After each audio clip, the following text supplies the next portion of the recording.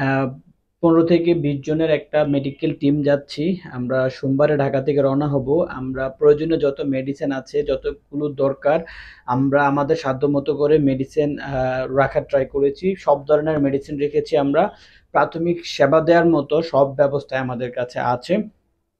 আমরা আহ 10 থেকে 15 জনের এক সদস্য বিশিষ্ট একটা মেডিকেল টিম নিয়ে সোমবার সকালে আমরা রওনা হচ্ছি।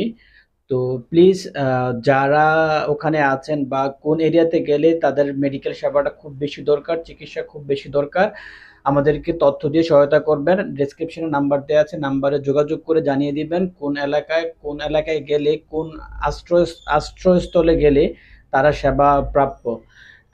ইভেন হচ্ছে কোথায় কোথায় আশ্রয়স্থল আছে, কোথায় চিকিৎসার প্রয়োজন, আপনারা প্লিজ অন্তত যারা বন্যার্ত আছে তাদের স্বার্থে আমাদেরকে ইনফরমেশন